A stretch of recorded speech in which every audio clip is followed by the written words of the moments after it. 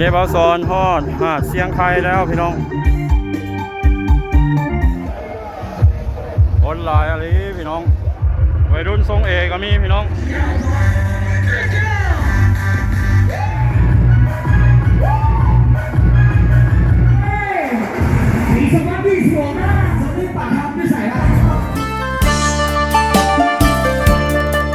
สบายดีมาเที่ยวกับสอนอ่อนทัวร์พาเที่ยวตลาดเบิงธรรมศาสตร์ภูพาพาเบิงผู้สาวสบายดีพี่น้องหมดสู่ผู้คนตอนนี้เบาซอนอยู่ที่บ้าน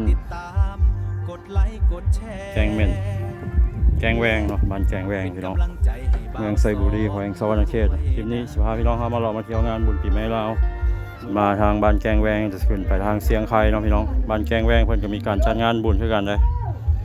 ทางเทิงก็มีการขายเครื่องขายสินค้าทางลุ่มเป็นเซน้อยมีวงดนตรีมีคนมาลิ่นไปเบิ่งบรรยากาศทางด้านลุ่มเนาะเป็นหาดเซน้อยเป็นแกงพี่น้องเลยแกงแวงตอนนี้กะหากับเวลา 12 โมงคนยังบ่ทันหลายทรายเซน้อยน้ำใสสะอาดพี่น้องบ่ได้คนนะจะมีตู้มีวงดนตรีมาเปิดเพราะคนยังบ่ทันหลายเพราะปานใดเราสอนมาไหว้พด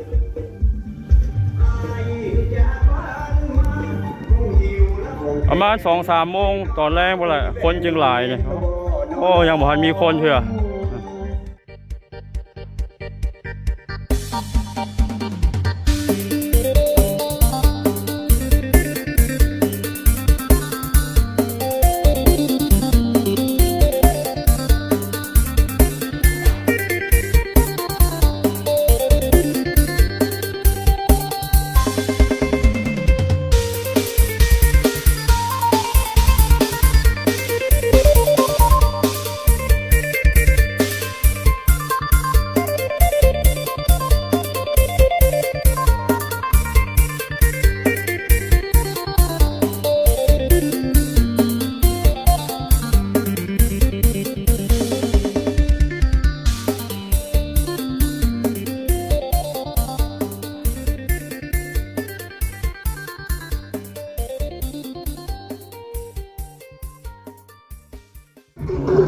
ตอนนี้เบาซอนฮอดหาดเสียงไคแล้วพี่น้อง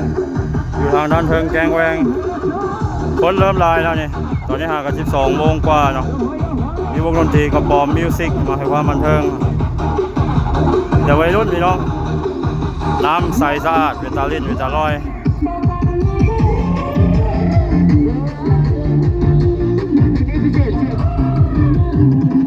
มีเครื่องดื่มมีอาหารไว้คอยบริการพี่น้อง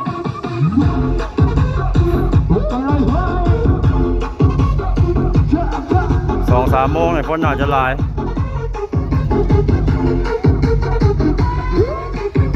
ทางเทิงนี่เป็นวังเขาเจ้าเสื้อกันไว้ไม่ค่อยขึ้นไปเล่นเนาะ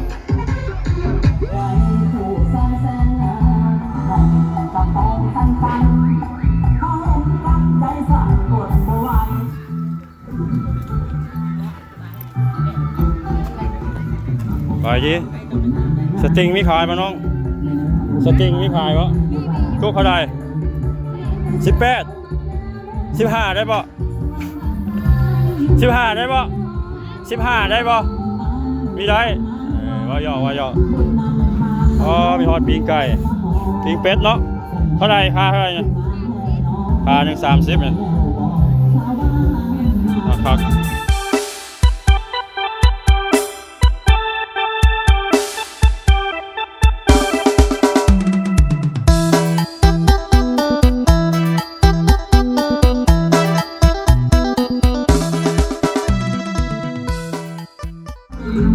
สอนข้ามมาต้องฟังบรรณาทานแล้วเนาะเดินทางไปทำปลากล้วยทำน้ำรอดปลากล้วยเมืองไซบัวทองเนาะจากนี้ไปก็ประมาณ20 กว่ากิโลเมตรนี่แหละมาเล่นมาเที่ยวได้เนาะหาดเสียงไคผู้แสบผู้สาวผู้บ่าวล่างไล่กันมาตอนนี้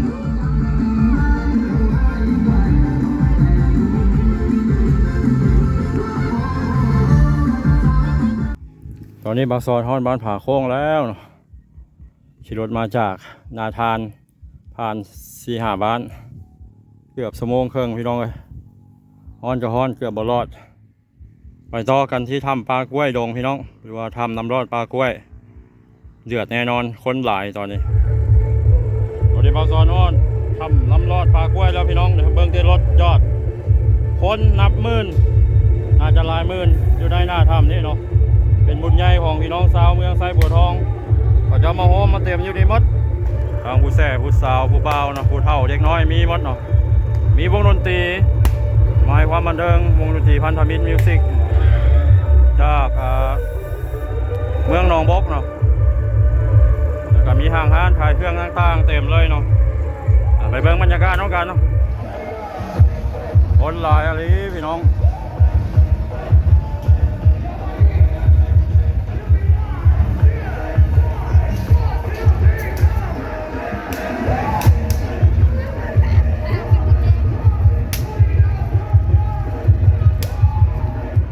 วัยรุ่นทรงเอก็มีพี่น้อง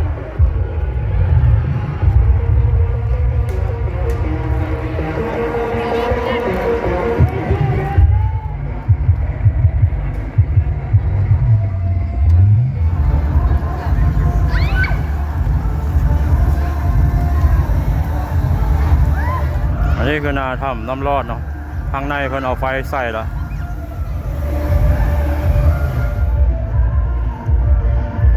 น้ำขุ่นขนาดพี่น้องเลยคนเล่นหลายน้ำมันเริ่มแห้งแล้ว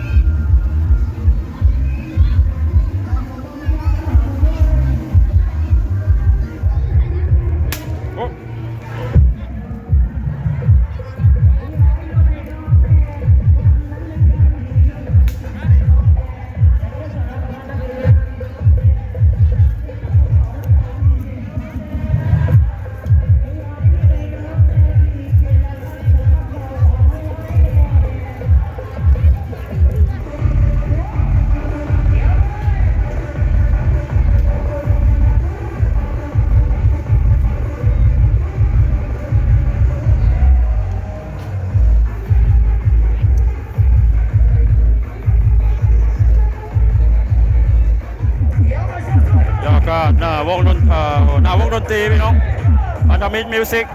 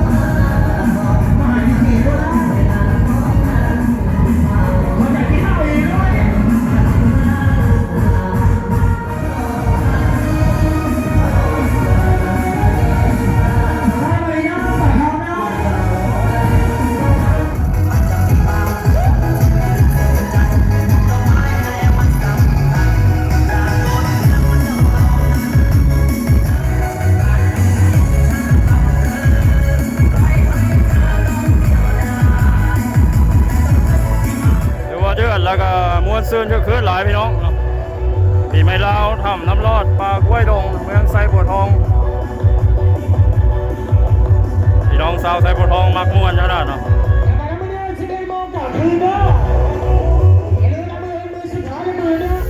ก็คือคลิปภาพบรรยากาศงานบุญปีใหม่ลาวเนาะวันที่5 เมษายนเนาะที่แกงแวงหาดเชียงไคแล้วก็ทำน้ำรอดปลากล้วยดงเมืองไซบัวทองตัวคือคืนมนซื้อหลายมื้ออื่นวันสุดท้ายวันที่16ยังมีอยู่พี่น้องมาเล่นมาเที่ยวได้มาวันนี้บาซอนขอปิดคลิปนี้ไว้ซ้ำนี้ก่อนเด้อเนาะคลิปหน้าพบกันใหม่สบายดี